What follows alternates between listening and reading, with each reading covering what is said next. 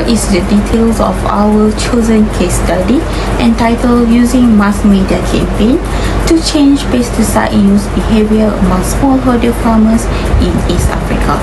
This case study was completed by Justin Tembo and his team members. It was published on April 2023, and here are the URL and the reference. There is rising usage issue of pesticide due to the rising pest pressure, low cost and inadequate enforcement of regulation, and especially in Rwanda and Uganda due to the fall armyworm outbreak.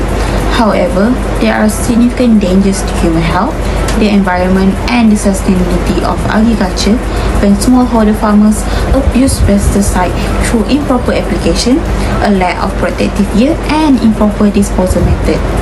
Integrated Pest Management (IPM) offers safer alternative but face low adoption rate due to information gap. Traditional in-person agriculture extension programs have been proven successful, although costly and have limited accessibility. Thus, this study explores whether mass media efforts might enhance smallholder farmers' understanding and usage of pesticide safety in Rwanda and Uganda. In contrast to previous research, the study used ICTs to achieve more extensive and economical outreach by examining the combined impact of several communication channels. Next, I will explain about the media tools to reach farmers in Rwanda and Uganda. First is interactive radio programming. Second is mobile SMS, short message service. Third is video screening. And lastly, planned health release, PHRS. How they reach farmers? First, by using radio, 7 radio drama episodes at 3 times over 10 weeks by Rwanda Broadcasting Agency. Meanwhile, in Uganda, 10 weeks interactive radio series by Farm Radio International, including expert interview and farmers call-ins. By using mobile SMS, structured text message 3 per week sent to 15,000 farmers in Rwanda and 45,000 in Uganda.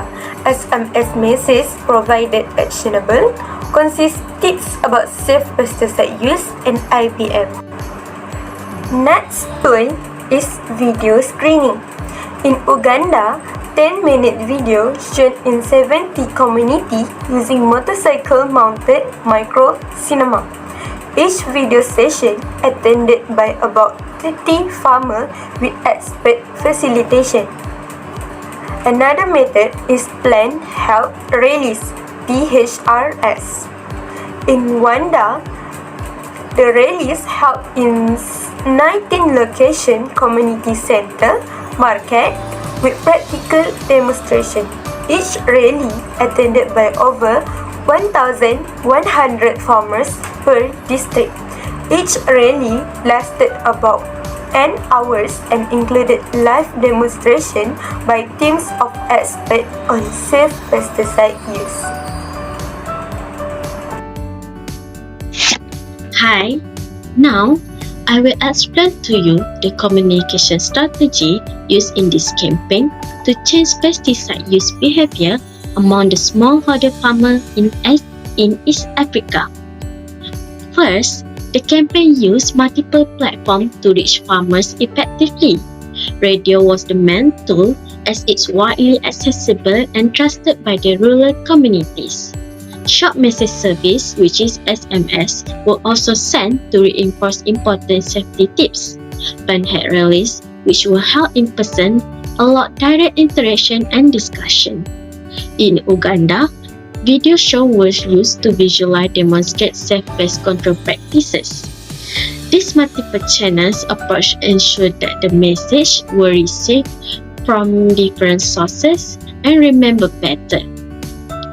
Second, to make sure farmers fully understood the information, the message were delivered in local language, which is in Kinyarwanda in Rwanda and Runyoro in Uganda. This helped break language barriers and make the content more relatable, especially with farmers with low literacy levels. The campaign used simple and clear message. It focused on three main points, which is the risk of unsafe pesticide use, the importance of personal protective equipment, and safer alternatives like integrated pest management. The message was short and easy to remember so that farmers could quickly apply them in their daily farming activities. Next, even though the campaign didn't specifically target men or women, the use of community-based and accessible communication to help ensure that both genders were reached. The inclusive approach made it possible for everyone in the farming community to benefit from the campaign. Now, I will explain how the campaign was implemented differently in Rwanda and Uganda based on local context and the resources. In Rwanda, the campaign used a combination of radio programs, SMS message, and planned rallies. These rallies involve face-to-face meetings where farmers could ask questions and ask personalized advice, and the more channels the farmers were exposed to, the better the results. For example, farmers who were exposed to all three channels, which is radio, SMS, and rallies, were 50% more likely to adopt integrated pest management practices compared to those who were not exposed at all. In Uganda, the campaign used radio and SMS as well, but instead of rallies, they used video shows. These videos were shown in communities and demonstrated in the real-life example of safer pesticide use. Radio remained the most trusted and widely used channel in Uganda. The use of video helped to visualize safer practices and make it easier for farmers to understand how to apply what they learned. Now, I'll be sharing about the outcomes and impact of the mass media campaign on pesticide safety among farmers in Rwanda and Uganda. Firstly, we found a clear increase in farmers' knowledge. After the campaign, farmers' understanding about the risk of pesticide to health and environment improved by around 5 to 7%. They become more aware of safe pesticide practices like using proper protective equipment. Secondly, there was a strong adoption of safer farming practices. Farmers began using more personal protective equipment like masks, gloves, and boots. They also adopted non-chemical pest management methods such as crop rotation, regular field monitoring, and hand-picking pests instead of relying only on chemical pesticide. Lastly, there were major health improvements among farmers. In Rwanda, the number of pesticide-related health problems such as headache, sneezing, and fatigue reduced by almost 48% after the campaign.